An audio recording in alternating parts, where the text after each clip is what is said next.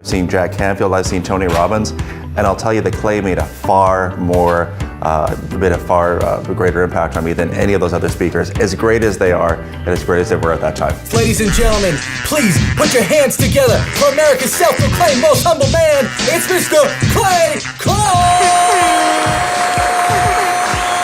My name is Clay Clark, and today we are here to talk about thriving. You find a way because you're a honey badger, you're a real estate agent. You've been through a recession. My goal is to give you $100,000 of value, okay? But I want to ask you a question. Last night I was talking with your founder and CEO, and he asked this question. He says, what is the purpose of a business? Now, his answer is there, but I want you to ask yourself, what is the purpose of your business? He said, to serve the needs of the business owner. Clay's awesome. You know, he's very entertaining, very energized, does some quirky, unique ways to sort of get engagement with the audience. So really pleased to have Clay do our keynote today. Who here has sold Cutco knives or Kirby vacuums? Or yes, Cutco knives. Round of applause for Cutco knives. Yeah, they cut through a shoe. They cut through a human. They can cut through anything, right? Right. And you probably, but the thing is, if you can sell anything, right? Now, folks, if you don't know Frizzell, he's from Hawaii, and he is my brother from the same mother. It's biologically very hard to understand. If you don't grow, this is what happens to us, okay? Frizzell, you ready? Yep. Okay. In my own town, if I had wings, I would fly. Let me contemplate. I glanced in the cut and see my whole grenade. 16 in the clip and he's feeling it, folks. He's feeling it. From Hawaii. Yes. Now they drop in and yell a bit late. They dog warranty on the regulate. Oh, now, folks, real quick here. Let's hear it for Frizzell, folks. Marshall, can you kill that music? Boom. Let's hear it for Frizzell. Yes.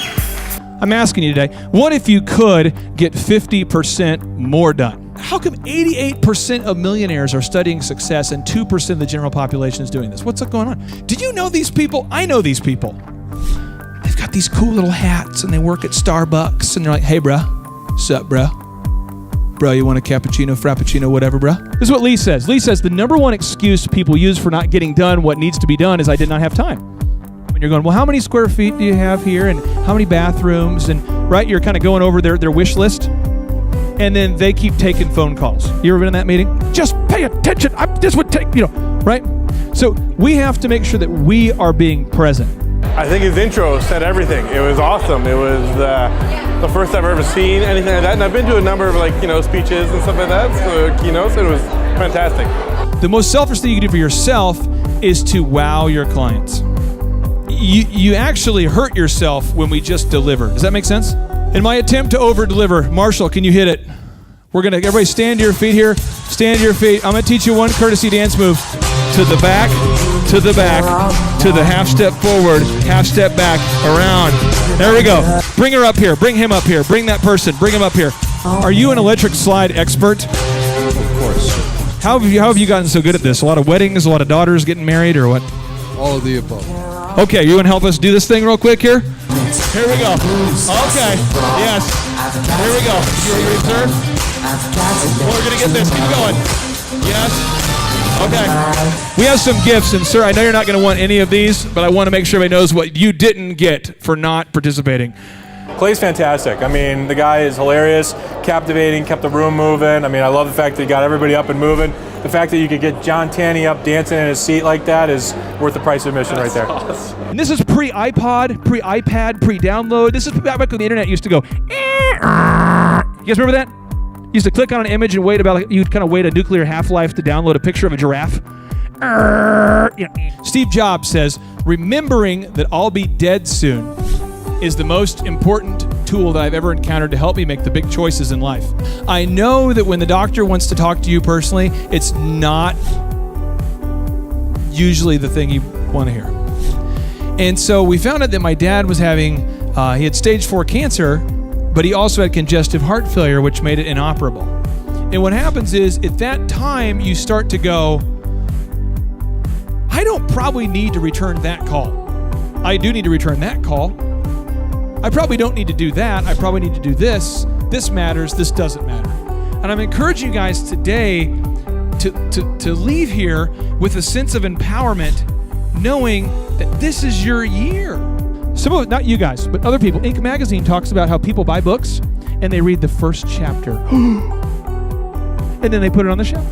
And they impress their colleagues. Oh, I got good to great. What's it about? It's about people that want to be great, who are currently good.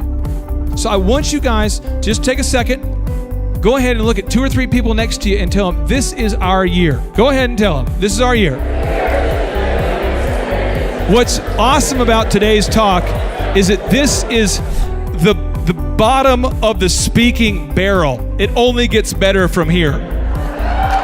You guys are in the toilet of this conference right now. So I am excited for you guys. Give yourselves a round of applause. This is your year to thrive, EXP.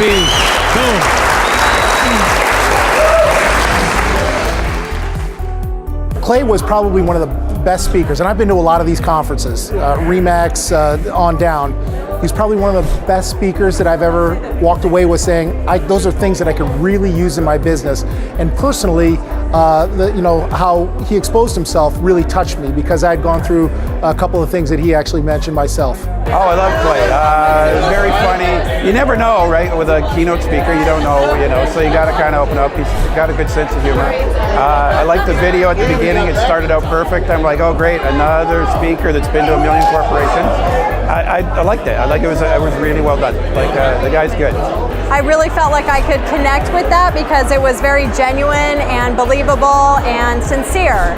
And I really appreciate the sincerity of it all. Well, what was so different about this is the sense of humor. They're really great sense of humor, very lively, very engaging and interesting. And a lot of presentations, you just kind of sit there and go, oh no. And his energy is just fantastic. We sat right up in the front row, so we got to feel his spirit. But he was great guy. That was an awesome presentation. It was very inspirational. I'm really, he really drove home the message of, taking control, making changes, having a purpose in your life, and taking action. And once you take action, then everything is possible. When he was talking about his own personal tragedy, that really touches you, and just brings tears to your eyes when you hear that. And it's kind of like you need to be down and really hear that and feel that, and then you are motivated enough to kind of like make that change and take that action. And for me, that personal aspect of his story was just amazing. A lot of energy, a lot of practical application. Not too much theory, just practical application. Clay Clark was phenomenal. I go to a lot of conferences every year, and he was the way he presented his things were in a different way, and they did fantastic. The biggest nugget I took about it is I keep hearing this is about implementation. It's about action. You can learn everything you want, but you got to do something. He was awesome. He was so dynamic. He was great.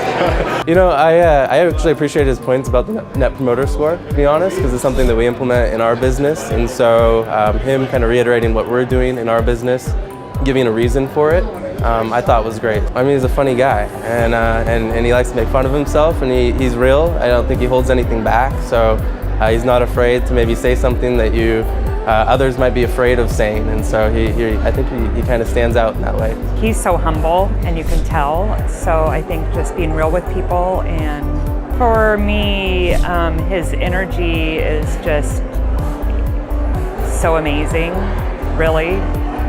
And I felt like he was just talking to everybody. I mean, he was really good about making you feel like, he was talking to you. Because I'm a product of the 90s, I liked his, Notorious B.I.G. rap a little bit, but I get it, man. He's exactly right. I got a ton of buddies that are sitting around playing PlayStation every day, and they're not studying success, and I think that's the thing. Because to me, the one thing I really take away from that conversation is poverty is our baseline. Everybody knows poverty. You don't need to teach poverty. You need to teach success. And the fact that he said that was like music playing. So probably what I took away from it the most was the Net Promoter Score and the fact that your wow factor from what you provide to your clients really creates that score. And you really have to go the extra mile to bring people to that level of impression.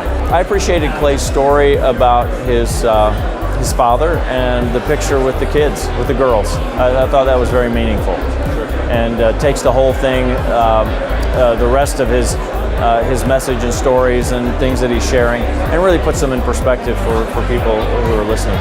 You could tell he enjoys what he does and believes in what he's presenting, and that's a connection with an audience that is more important than the name or even what's being presented. It's real, it's transparent, and it's genuine. Maybe authentic is the best word.